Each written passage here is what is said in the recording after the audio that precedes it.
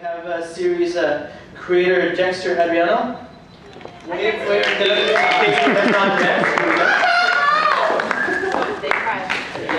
And of course, Michael, the writer of the show. Skinny jeans. And this morning, I guess this is the first time being seen, including by some of the cast as well. By all the cast. This is why you're sitting down there, so you can watch it. Come and see. All right, so while he cues that up, I'm going to go turn down the lights a bit, so for mood lighting. Thank you, Bill. And coming up, we've got Kit, Talis. Who else we got out there? We've got chairs up there. Come on up. Megan, please.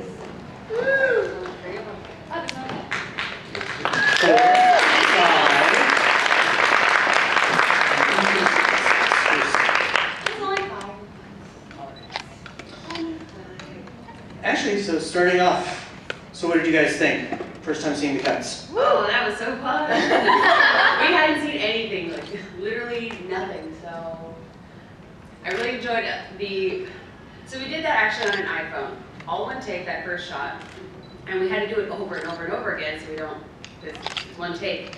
And Michael, the whole time, was running around, like trying to catch audio for us, but he couldn't see him, and I was swinging around. It was very fun to watch him just like hiding and crouching behind things, and behind Lola, who's doing the shots in the mirror. And then the script supervisor's like kneeling in the kitchen trying to cover our lives. Trying to hide, yeah, watch our lives. And that was the take that we were, this is a mess! I don't even know!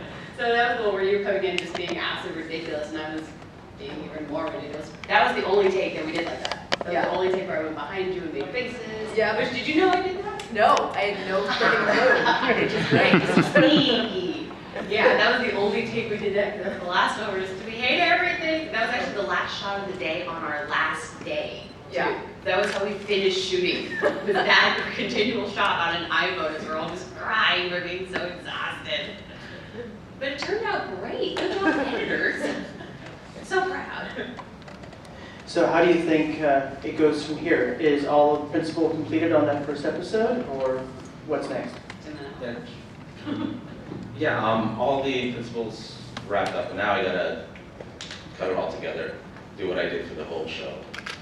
We're still looking for a composer. Everything in there was temp music, so you won't hear the same stuff, but so that's gonna take some time, and then we do sound mix, and our DP is going to do all the color timing and the color adjustments for the whole show. Fancy filmmaking terms. Yeah, we're doing it fancy. Yes, I think the thing that didn't dawn on me until recently is that we're actually kind of doing it like an actual broadcast quality TV pilot. Yeah. Originally, I just kind of thought it's going to be a whole bunch of us with cameras and some sound gear just kind of running and gunning down the street. But it ended up being this rather large enterprise with a professional crew and professional salty pirate crew. Professional salty pirate crew. Yes, our camera and grip and electric departments, salty pirates. Mm-hmm. We hired pirates to make a movie. We have no issues with this. We hired pirates, and they made us a fine movie. They did. Do we all agree here? Yes. Pretty much. Yeah. I mean, our crew is amazing because you'd be talking to them in between takes and be like, oh yeah, I worked on Memoirs of a Geisha. I'm like, what are you doing here? Some other guys like, oh yeah, we did Pirates. I was the weapons guy on Pirates. Like, One guy worked on the water world, did all the rigging out in the ocean. yeah, we had our focus puller worked on all of Buffy, We Wish Girl. You just went, I got full focus, go away. I beamed him in the head with a mug. It was a soft mug, Oh, but yeah, that's right. his face was like, what did you do? Sorry. That'll be another take, another scene. You guys can see that one. It was fun getting a chance to talk with you guys at WonderCon when it was still coming down to the last hours of the Kickstarter, and still a few thousand away, and everyone, keep looking at their phones and what's going to happen next. But then through that WonderCon, it kind of picked up, and you guys went right across the finish line and kind of kept on going a bit more. And now you're seeing the first cuts. How's the whole process been feeling, especially for you guys for having, from inception of the concept of the idea now through seeing it up there in pieces? Yeah, you guys have to tell them the timeline. It is so fast. You guys don't even understand. I mean, not just we wrapped last week, and this is what they've edited for you guys within a week, but just the whole timeline from when you two met and this was happening was not even a year ago. Yeah, because I mean, really, Kit and I have known each other for a while, and we sort of had this idea that we wanted to work together on something, that we were going to do a story, because I so fell in love with what Kit and Sel were doing at conventions. And so it didn't become real until I met this guy. I think it was a massage parlor or something. Yeah, hookers and blow were involved in there somewhere, but we had met in, yes, that is going to be in the behind the scenes. No, but we met last July, and we started breaking the story on this in August. We had our first draft of the script at Kamikaze, was when we talked about it with you. They showed up and said, hey, so we have a script for that idea we've had since college. And I went, what? Wait, that's a script now? We've been talking about it for 5 years, but it's a script now? Yeah, so we do this. What is it, October, November, December was when we were shooting at BentCon, thanks to the wonderful folks at BentCon. Some of the convention footage was shot there. Yeah. Thank you, BentCon! And someday you'll hear the story about heroes with hard-ons. Yeah, just we were trying to catch this one shot. Poor Hassan, our director of photography, is holding like 70 pounds of camera equipment over her face. And all of a sudden, over the PA system, we hear, and now in the Thunderdome, heroes with hard-ons. And we're trying to just keep it together so we get the shot so that the song doesn't drop the camera on her lovely face. And then all of a sudden, it's like, he calls cut, and then everyone, Side note, BentCon is an LGBT-friendly convention, for those of you who don't know, so most of the panel things were like that. And so all day we were just hearing things very interesting without context, but I'm sure it's even more interesting with context. You know, and this salty pirate crew that showed up. Yeah. Like, oh, by the way, this is the LGBT, Comic-Con, like, what? And then that comes on the PA, and like, what did we just get signed up for here? So it was great seeing the reactions. But yeah, so that was December 2nd, and then we had the Kickstarter campaign going over, we launched Valentine's Day, and that wonderfully, coincidentally ended at WonderCon. And we're so thankful to Bill and everybody for being so supportive of us during the campaign. Halfway through the campaign, we thought it was dead. Yeah, we were just like, oh my God, we're stupid, why did we even bother doing this? And then in the last week, it's just wonderful how so many people came out and supported us, and Gail Simone and Grant O'Hara spread the word about us, and we're just like, people like us, thank you. Gail Simone practically had me in tears. Like, I don't know how many people saw Gail Simone's essay about us. Yeah. It was just, that is too much. I was just hoping for a tweet. And she wrote just an essay on Tumblr. It just, the sweetest things, and supporting us and promoting us, and oh my God, that woman. That woman. We read it at PAX East, so we're helping Marvel Heroes at their booth. We were backstage, and we were just like, okay, we're a little tired, we want to rest our healed feet, and we're checking our phones. Hilariously enough, kind of bad internet connection at PAX. Yeah, the gaming convention is bad internet. Who'd have thunk? And then kids like, look at this! I'm like, don't cry, you're gonna ruin your makeup. She was really sweet. And then we got money, and then a month later we made a movie, and then a week later we edited it and we're here. All in there, not even a year. We collected lots of friends along the way. We got a lot of us went to USC, so there's a lot of USC friends, a lot of cosplay friends. So Megan's one of our friends from USC. She's our villain. Y'all will get to know her very soon.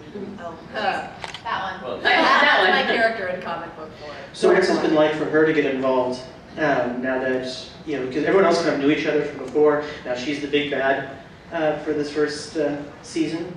Yeah. What's that being like? Joining this crazy crew.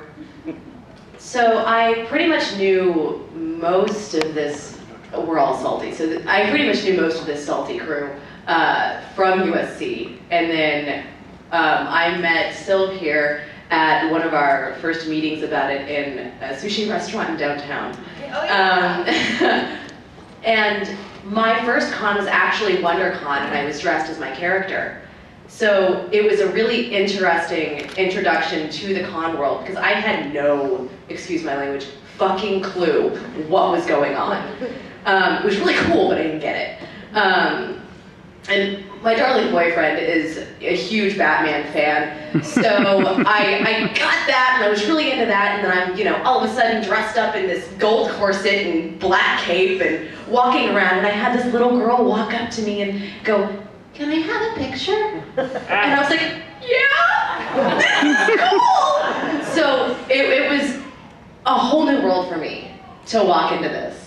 And then to go on and start shooting this and have to play like I had no idea what it was, which was easy because I still am learning, but in a way I was kind of like, but it's not dumb, it's kind of awesome. And then being able to do the wretched and get, you know, backslapped for not making my costume. Which was always fun jokes, and then the short jokes, and it's been a great ride, and playing the villain is always fun for me, because I like to take bitchy characters and justify them, so that was fun. Yeah, get ready to fall in love with the wretched. Get ready to actually like her. Whoops. Good job, Megan. Spoiler. Whoops. So what do we have next for timelines for the final of the pilot? Yeah, we're hoping for June. I don't know.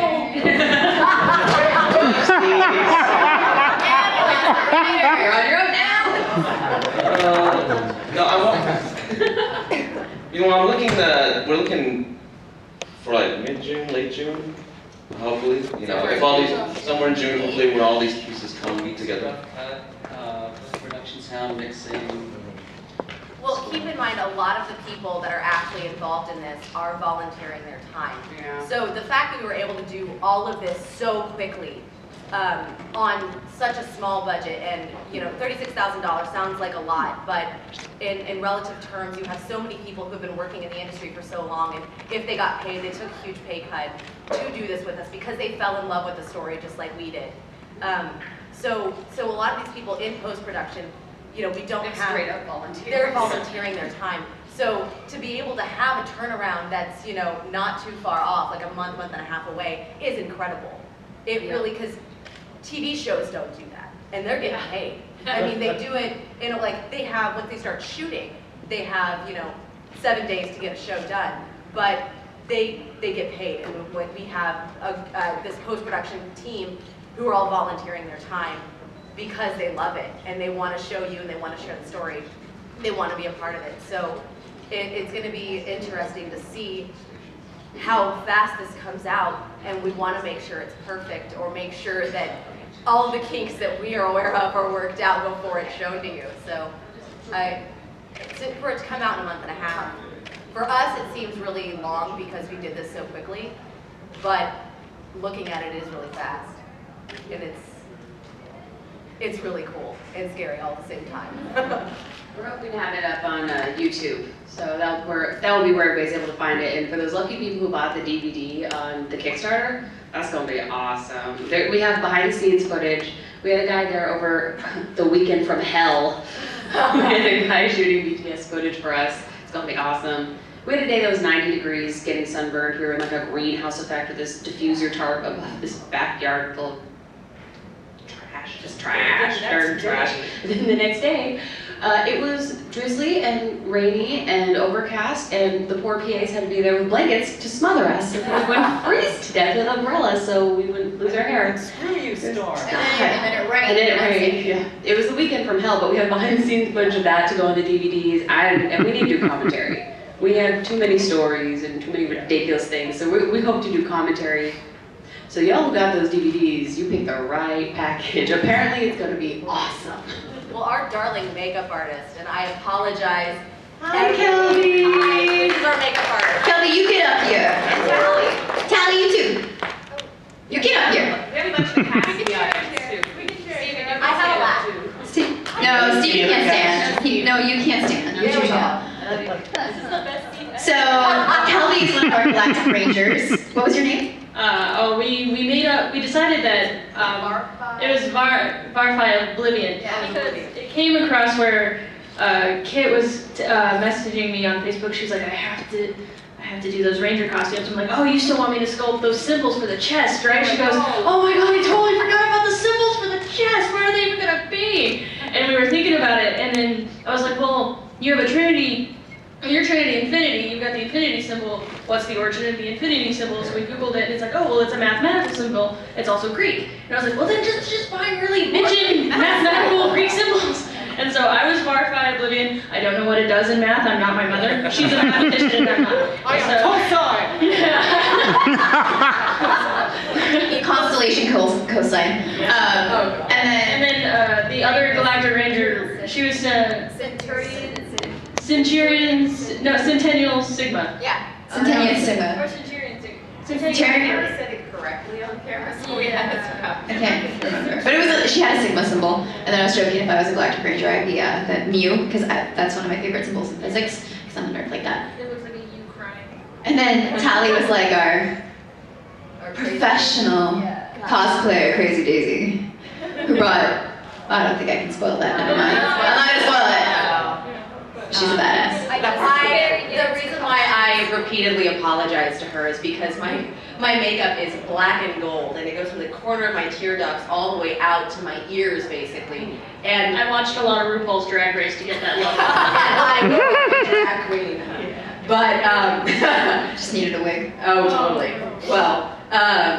Well, every time the wind kicked up, I would get dust, grass, dirt on my face, and what are you gonna do when that happens? You're gonna touch your face.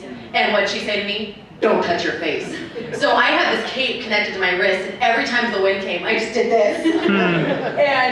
and lo and behold, the darling girl had to keep fixing my makeup with every take. But also acting, because I was acting in that episode. Oh God! She's like, somebody get my brushes. I need to fix her up. I need to fix her face. No, don't roll. We need to fix her face. It's like, oh, but we need you for blocking. I'm like, well, what do you want me to do right now?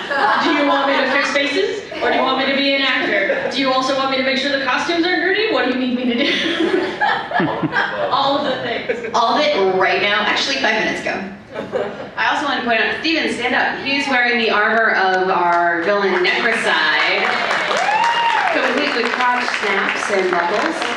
Necro crotch, if you know. And it glows. It does glow, actually. We put LEDs in there. Unfortunately, I don't think it showed up on camera. But Steven did a lot of our armor props. We worked on that late at night. We got 3 days. So, thank you, Steven. We could do the LEDs in post, right? We could Yeah, LEDs in post. Save it for post. As he killed himself to actually do it not in post. Yeah. Any other cast or crew in the audience? I know we have donors in the audience, people who donated. Hey buddy, hey buddy. We got my mom. My mom donated. My aunt, my grandma. Thank you. Yeah. Thank you, everybody. How many people, actually there's a note on your Kickstarter about something that's coming out for the people who donated soon with regards to is it the video that you just showed us or something else that's coming out? I don't know, it's pretty good. As soon as we can, we'll be making the videos available for download in addition to streaming on YouTube. Blu-rays and DVDs will have to wait until after, because we may even have 5.1 sound mix on the Blu-ray. Which kind of doesn't mean anything when you're watching it on when you're but not still, dating. somewhere in there, there's a 5.1 mix. Yeah. But yeah, I think unless I lied about something else, and now I don't remember it, and I can't substantiate the lie, and I just blew it by explaining the whole thing. Sorry. I was hoping to get our fun background back, but no, none for us. I'll get it. That would be good. Yeah, none for us, like Coco. And I'm going to take your chair. And also, if anybody in the audience has any questions or whatnot, feel free to raise hand, and we'll Throw a microphone. Yes, get ready to catch. Yeah, he'll come running. So yeah, if anybody has questions, otherwise we'll just attempt to continue to tell tales. How many episodes in this first season? 9 episodes. We'll have 9 episodes running 6 to 10 minutes each based on the footage that the weather allowed us to get. Please tell me there's going to be a blooper reel. Oh, yeah. God. Oh, God. That better be, that's all I can say. I'm like, that was a take, right? Can I say? Yeah. When we had the behind the scenes guy and he was actually filming like the things that we were doing, he always seemed to wait until I was saying the gnarliest, inappropriate, like, vile shit. And then he'd come and stand somewhere kind of off, but he'd be filming me doing it, and then I'd look over and be like, and I'm like, what are you doing? He's like, I'm behind the scenes. I was like, shit. He got crotch knocked. Oh yeah, he got crotch knot. Crotch knot 2013. Oh, God. You can tell the tale of your crotch knot. Okay, say that word and not explain Okay. What? With my costume, I wear leggings underneath these gold fishnets. And the fishnets are really big. And though it wasn't tight, so it was really loose. And so when walking, my thighs touch and I'm proud.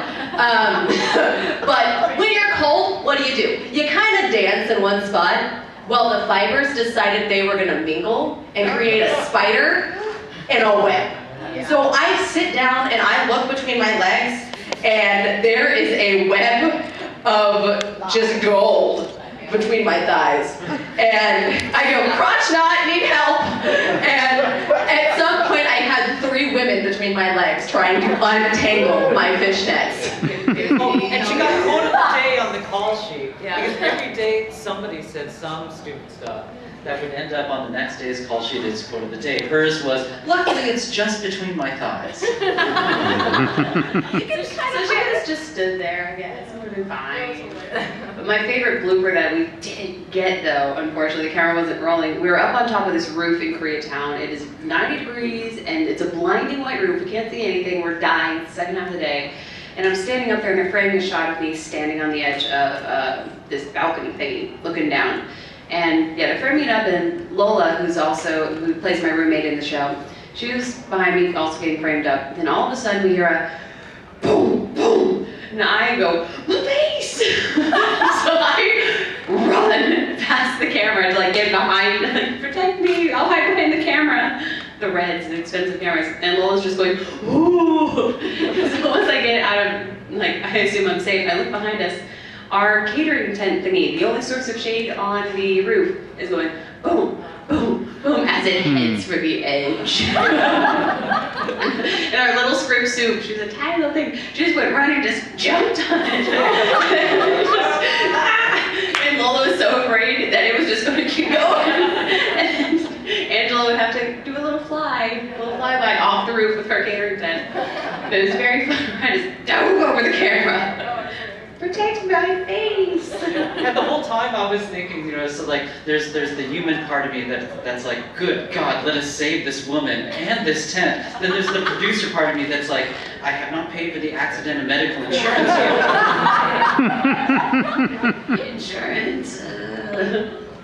How many little bits and pieces kept cropping up that either, by way of improv as they were doing a scene, or things that just got talked about and then you added into the mix? It's like, oh, that's an idea, and roll it back in. Oh, they got ideas going right now. Well, we can't really talk directly about it because it's a spoiler. Have they seen all the... Oh, you're right. We can't, but there was this one moment where Kelby and I have to attend someone, and it's a party scene. And so we were supposed to like say 2 lines and that was it. But they kept rolling. So we kept going. And Kelly said, she was like, I'm gonna mention this reference. Get it. And I'm like, okay, this reference is got, I won't like expect you to finish the line earlier or anything like that. And so we kept, we just were like, okay. And then they wouldn't stop rolling. And we're like, we're gonna keep going, and we just started making it funnier. At one point, I would take out one of my swords and like. We're gonna amputate something's leg. Yeah, like we're talking about it. Well, we were kind of talking about it, and then we started to do it. Yeah. And I was sitting there, that we were sitting around. It's like that's flesh, that's flesh. Like, no. He was getting in on it because he was like, "You're not cut. That's flesh. Don't touch it." Like it was hilarious. And then, like right when I'm about to hack it, then they're like, "Okay, now cut." And then, and so on. Stabbed by those knives and they hurt. I'm just kidding. I got stabbed too. Oh my god. They're not even real knives. They're not, but they're beautiful. They're beautiful. They're so dull, and that's what makes it worse. I got a scab. You got a scab? moves, battle moves for making this. Cosplay battle moves, they happen. They haven't. They're a legit thing. Any other questions from the audience? It's up to you, Bill. But still, you didn't say if you. Oh, wait, we have a hand. Do we have a hand? You just Can you guys talk about how the visual effects that you were going to do in post affected what you were filming on set? Yeah, we could talk about my green screen day, which was hilarious. Because we were green screening something we shot up on the roof. Like I said, 90 degrees, blinding white roof, sun everywhere, you couldn't escape it. So we had to recreate that lighting situation for the green screen. So we're in there and just turn on everything. Just everything, every bounce board, just bounce it, all the lights, like 4K, just, it was an absurd day. With the fans. We had the fans. I was melting, so I'm like, it feels like the roof. It's like, oh. And so just trying to recreate. Yeah, We had some other shots. We had Yeah, the we were on up there. VFX Supervisor with us up on the roof to help advise us on how things were going to match later. So we had that in mind. But we didn't have too much in the shooting that was dictated by how it was going to be handled in VFX later. Yeah, just because we also had worked out a lot of those things. Yeah, and our VFX guys are also on the roof to make sure like the camera was the right distance from the green screen, so we have to match it, things like that. So I just put my trust in him because I know he knows more than I about that. So. And we also were aware of the dangers of boob sweat. It is a real problem that real people face, and there needs to be like a public service announcement about it. Isn't that right, kids? It was me. It's a shadow. Boob sweat. You know you're a makeup artist when you get the note, hey, what can we do about, boob sweat? And you're like, I'm sorry, what? I mean, I know what boob sweat is, but I've never had to encounter it as like a filming problem. And they're like, well, do you have any baby powder or something? And I'm like, you want me to take her out back and baby powder her boobs and then put her Spanish? Like she's gonna look like she's been hitting the cocaina, and it's all over, and so has the entire crew off her boobs. That's what it's gonna look like. So basically, I took her behind one of the things, and I made sure, like I had a giant thing of baby powder, and I made sure that everybody saw me carry it. We went behind the thing, I made the motion like I did it, and we made jokes about it like we were doing it, but we didn't do it. Just stood back there and assumed none of the group. Then we found out 2 of the guys were in like the little hut. We were like, ah, crap. We didn't notice we're lying. They didn't see us. They don't know things. But then it was They all don't know nice. the Good jokes. job. Good Yeah, job, Chloe. it was lit, yeah, because you came back out there and they were like, it looks Yeah, better. Thanks, guys. Like, thanks for Rand, that's great. Yeah, thank you for saying. I liked the guy who slaps the sticks and says Mark. Yes. James was so funny because when we were doing our green screen day, we had to figure out, the same angle and distance and all that sort of crap. And Hassan, our DP, couldn't remember. We couldn't find the script suits notes with all the numbers on it. So he's texting his guys, and Jenks left right after shooting, the day before actually we were done shooting, he left for Hawaii. So he texted back like, the Mai Tai is 45 degrees from my mouth and I'm about 15 feet from the beach. Thanks, Jenks. Yeah, I'm standing on 5 green boxes. Thanks, Jenks. Any other question? Actually, talking about. Oh, Sir. with Okay, the fine. So, yeah, thank you. How does it feel to see your own show, to be in your own panel for your own show? I'm trying to play cool. I'm trying. Yeah, yeah, we've done this before. Yeah, whatever. None of us have done this before. None of us. Yeah. I mean, I think I speak for everybody. I think this is kind of awesome. Thank you guys for wanting to have us out here at all. First place, Hall A. Next time, Hall H. Yeah. They showed me this room. I gotta work for May Day. Did not a job. Yeah. Actually, any other projects that you guys are working on in regular professional day job lives that you want to talk about? Day job? He's the only one that has a... Yeah, what are you working on, Dax? Well, I'm starting back up on my show, Psych, for USA Channel. I'm one of the editors on there, so it'll be our final season, our swan song. Aww. But then you have all your Sweethearts. Yeah. Was maybe we'll do the Doctor Who crossover, Sweethearts of the Gallifrey. We want to do a musical episode too. Yes. Season 2 needs to happen so we can have the Doctor Who crossover episode, the musical episode. It's just going to be a stylized episode, a puppet episode. Yeah, we have puppets with our second AD puppet featured. Her name is Puppet, so Puppet and Puppets. Yeah, I'll do that. Anybody else do anything exciting right now? Our VFX guy wants to do Oh, a 3D episode. It's like it's coming right Get ready for a bigger Kickstarter. Yeah. I want to fly. That's what I want to do because we weren't able to like harness me up and have me actually fly. So I'm just still in boxes. But I want to actually fly next season. I want to do it. Sally's got a cool day job. Yeah, Tally's got a cool day job that she normally can't talk about. But is there anything you can? Yeah. I'm actually, I'm just a cameo in this. I'm an editor by day and work on film trailers. The Thor 2 teaser. You guys should check that one out. It's a pretty good trailer. You guys act like I made it. You played it off. You did a thing. You did a thing. I exported it.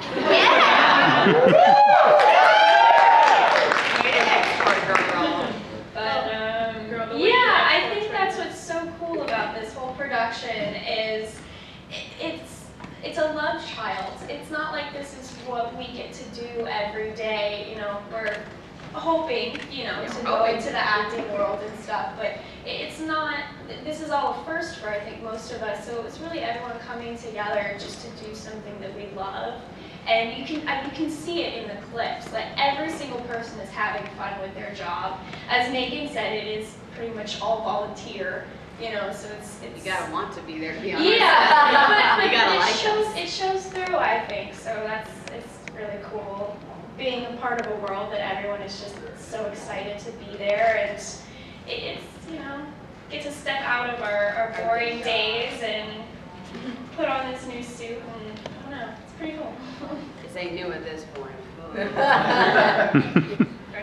Somebody get me some Febreze again. Forever traumatized from that video. So much Febreze. Cool, we have another question? Yeah.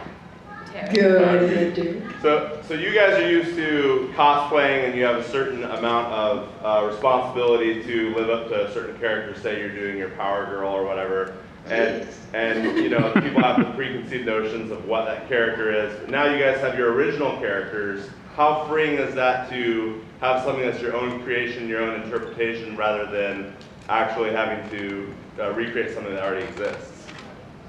Well, there's less stress on it for you. As a nerd girl, you sometimes get quizzed. So there's less stress of being quizzed, because please test me on Sweethearts. Test me. Test you. Come at me, bro. You don't know what I am. But at the same time, it involves more creativity and more thought and more time, I guess. Because if somebody comes up and goes, "Who are you dressed as?" "Oh, well, I'm Trinity Infinity from Sweethearts of the Galaxy. It's a web series that will be coming out. No, you don't know it. Here's the character, here's the world." So it takes a little bit more of a conversation when if, say she's dressed as Power Girl, you go, "Power Girl, this version."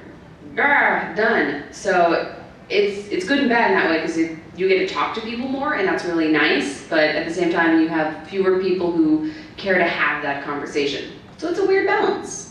I just like to mess with people and be like, you don't remember the Bruce Timm series, the animated series from the 90s? Come on, guys, it was amazing. But don't get me started on the reboot that happened in the 90s when Rob Liefeld redesigned Element 47. Because let me tell you, that was a bunch of toe-tipping, back-breaking, belt pouch-wearing mess of a series. That was a hot mess. And then she and Riverside totally hooked up at that point. It was kind of weird, kind of cool, because she was going more anti-hero with that, more rogue, and then that's when the Galactic Rangers came in. It was, and then people were like, "Oh yeah, totally remember that." That's pretty funny. Yeah, sure you do. She has tricked people. It's so Wait, funny. I don't know if The comic book covers, we actually dated them with like 93 dates, 96 dates. I really want people to start to believe, oh yeah, don't you remember that, Grant Morrison was kind of mad that Gaiman did the Sandman reboot? So what he did was he did the Sweethearts of the Galaxy reboot, that series that debuted in 70-71 that Gene Colan drew. You don't She was an officer in this version. Yeah, she was an officer. That uniform was blue. Yeah. Kelby's Like one line. line. Yeah, we were joking how we should make a Silver Age version of Element 47 and have her look like Wonder Woman, and that's why they made her a 90s reboot. Yeah. It's like the sweetheart, We're so funny. but like the bathing suit look, and then her hair's all out, she's like, I'm a hero! You know, kind of like. And then Gritty reboot, everything's dark. Everything was so black. Everybody had like black costumes during like this one big scene when we had so many wonderful extras of our friends. Seth was saying season 2, it's the exact same plot as season 1, but in a different style every episode. Like we condense season 1 to a 1-episode format, and we do it, gritty. It's a cop drama. It's darker. It's darker. So we just do the same plot over and over. We don't need to write anything. It's just stylized. It'll be a fun thing to play with. It's like season 1 is Tim Burton's Batman, and then season 2 is gonna be Chris Nolan's. It's darker, grittier, more intense. And keeping with the 90s, bullet pouches. How much is too much? Never enough. Yeah. We actually made a joke that because I had pouches and I could keep a lot of things in my belt, that I had taken the black hole of Deus Ex Machina and it trapped it into my belt. So we were gonna have a joke early on, like I'm just taking out things of my pouches that wouldn't necessarily fit, but I'd always have a solution for it. But that never. Yeah, it's hard to fit it all. It's hard to Yeah, second season. So you got a longsword in there somewhere. Yeah. Clearly, and a mallet, and handcuffs, and a bazooka. Oh, you should see my bazooka. AK-47. Bunnies, oh, you need some snuggle bunnies? Here you go. Cat Street, that's personal. It's just some random guy reference for you there. No, we were gonna have like a kind of a magician constantly pulling out the cloth kind of rap like joke, but that never. The time. I did keep my phone in Lola's pouches. The girl who plays my roommate, she also has pouches, which Kelby and her boyfriend dyed beautifully. Just a beautiful red dye. I kept my phone in that during production, so whenever I did, I just go behind her, open her pouch. She would never notice. Actually, she had no idea I was doing that. I was storing my phone in her pouch. She's a very observant one, that girl. Anything else from the audience? Last words from up on the panel. Do we have any other tales we want to tell? Any other funny ones? There's so many stupid things that happen. They're just awesome. Oh yeah. So we have anybody who's in a relationship and is in costumes. You know, it's not so sexy trying to get out of the costume together. So we have a scene where we're playing with that idea. And so we're in the middle of that scene, we're rushing, and it's pouring rain, and it's all muddy, it's a mess of a day, of course. But then we get to rushing through the scene, and Megan decides she's going method on this one. Okay, I have taken classes on stage combat. I know on stage you don't slap anybody, you could bust their cheekbone. But in film, you can't get away with that, at least not that easily. Especially at the angle that we had the camera, so I knew I had to make contact. You're a sadist. You're just making up excuses. Shh, no one needs to know. But, so I walk in, and I hear my cue, and I go, Paul, and then he tries to get away from me, and I just grab his arm, and I slap him. And I didn't realize how hard I was gonna slap him until I did. And I was like, trying to stay in the scene, and as soon as Hassan, who is our cameraman, goes, okay, I need you to reset and do that again. What? You want me to do what? I'm sorry. And then my next slap was kind of just a, but but then after that I had to keep slapping him, and he was like, no, it doesn't hurt. Oh, David, no. Right. And you ate lotion. Yeah, he ate lotion. Supposed to have frosting on his hands, and Well, it was on my gloves, so they'd put the frosting on my gloves, and then he'd wipe it off my gloves, and he'd be like, oh, frosting. So we had that for the first take. Then we ran out of frosting, and our production designer just went, oh, lotion, same color, let's just put lotion on it. And I was like, wow, it looks a little thinner, but I'm not going to say anything. And David just, I didn't even know. He had no reaction to lotion. I found out like after 2 or 3 takes. But he's like, yeah, it's lotion, isn't it? What, you've been, oh my God, why did you say anything? Yeah, David goes with the flow. Oh God, Lola, she had to do shots at the bar.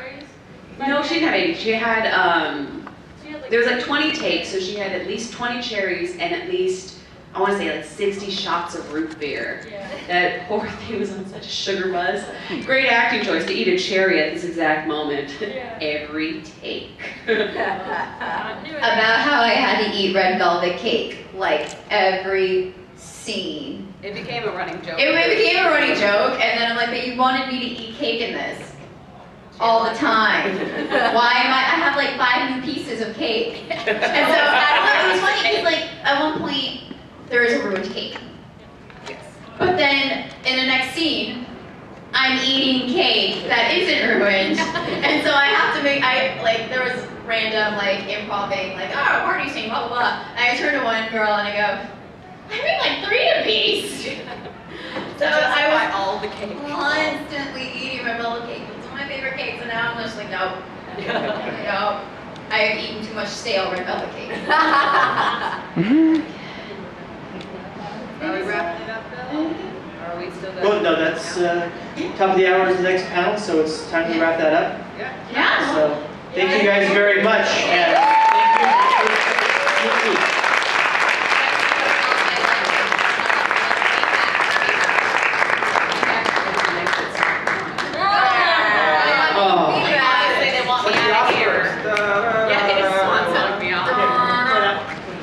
We'd love to hear your feedback, so do come tell us what you thought.